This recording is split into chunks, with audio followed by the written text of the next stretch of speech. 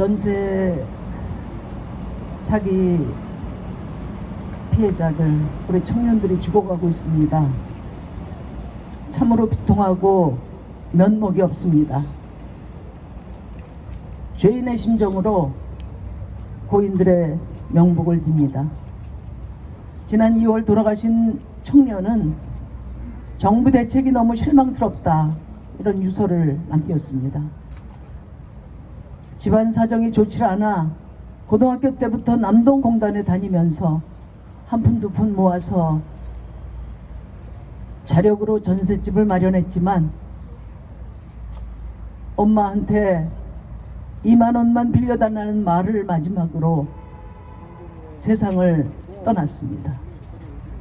우리 어머님 죄송합니다. 우리 청년들이 이렇게 성실하게 일해서 한 푼 두 푼으로 쌓아올린 미래를 하루아침에 빼앗기고 칠흑 같은 어둠 속에서 몸부림칠 때 과연 국가는 어디에 있었나? 정치는 무엇을 했나? 참으로 통전한 심정입니다. 우리 미추홀구 우리 피해자 여러분들을 비롯해서 우리 고인들을 포함해서 정말 최선을 다해왔습니다. 대책이 꾸려서 정부 만나고 관료들 만나고 국회 드나들면서 당면한 생존 대책 촉구하고 하루하루 피말리는 일상을 버텨내오셨습니다. 전세 사기가 어떻게 개인 간의 그런 사기로 치부할 수 있습니까? 이 전세 사기는 빚내서 집사라는 정부 정책이 실패가 가져온 결과고, 또 알고도 어쩔 수 없이 당할 수밖에 없는 그런 시스템 때문에 사기를 당한 겁니다. 그래서 사회적 재난이라고 하고 우리 국민들을 지키고 응급조치를 해야 될 책무가 정부에 있습니다. 저는 작년 국정감사 때 깡통 전세의 위험을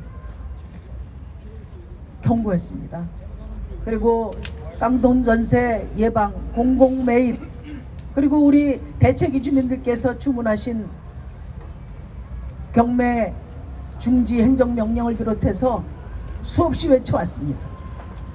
늘 정부는 협의 중이라는 말만 되풀이했습니다. 요란한 행정에 몰입했던 윤석열 정부는 고인들의 죽음에 무거운 책임감을 느껴야 합니다. 원희룡 국토부 장관은 사기꾼 잡는다고 법석을 떨었지만 정작 우리 피해자들을 구제하기 위한 어떤 대책도 내놓지 않았습니다. 피해자 지원센터 만들고 안심 앱 만들고 긴급 주거 지원하겠다고 했지만, 그러나 우리 피해자 여러분들께서는 그거 도움이 안 된다, 이렇게 말씀하셨습니다. 500가구를 주거 지원을 한다고 했지만 지금까지 9건에 그쳤습니다. 우리 청년들이 죽지 않아도 됐습니다.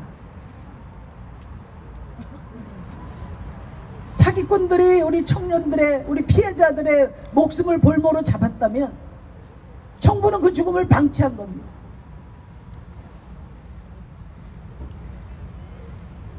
그 책임에서 결코 자유로울 수 없습니다. 세 분이나 연달아 돌아가시니까 오늘 윤석열 대통령이 또 여당에서 경매 중지 행정명령 한다고 합니다. 선피해 보상하고 후 구상권 청구 검토하겠다고 합니다. 그 말이 들끓는 여론 가라앉히기 위한 면피용 말이 아니라면 당장 내일 경매 중지 행정명령을 내리십시오. 캠코 같은 공공만이 아니라 금융위원회가 앞장서서 시중은행들 대화하고 모든 경매가 중단될 수 있도록 그런 조치가 이루어져야 합니다. 그것을 위해서 또 그 이후 이 시작뿐인 경매 중지는 시작에 불과하지 않습니까? 이 문제가 완전히 해결되고 우리 피해자들이 일상을 되찾고 다시 희망을 설계할 수 있을 때까지 그 대책을 위해서 범정부 TF를 구성하라는 겁니다. 그리고 국회도 제 역할을 해야 합니다. 싸울 때 싸우더라도 이런 긴급한 민생 법안은 서둘러 처리해야 합니다. 내일 모레 국토위원회 전체 회의가 있습니다. 깡통전세 특별법 바로 상정해서 바로 4월 안에 법안 처리해야 합니다. 정부뿐만 아니라 국회 마음먹으면 못할 게 없습니다. 하루 저녁이라도 수십 조를 수백 조를 엎었다 뒤집었다 하는 국회입니다. 이번에 우리가 우리 젊은 청년 세 분을 잃고도 또 얼마나 수많은 지금 피해자들이 하루하루를 고통에 살고 있습니다. 정부는 이 죽음의 행렬을 멈출 책임이 있습니다.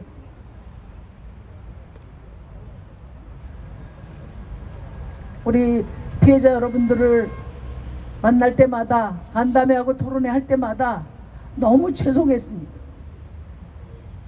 어떻게 해야 하나? 저 절박한 피 말리는 하루하루를 어떻게 해야 하나? 그러면서 참으로 부족한 저와 정의당에 참 슬펐습니다. 우리 피해자 여러분들, 아까 우리가 다 구호 외쳤듯이 여러분들 탓이 아니지 않습니까? 힘내시고 조금만 더 버텨주십시오. 저와 정의당 여러분들과 함께 기필코 국가가 국가다운 책임을 할 수 있도록 최선을 다하겠습니다.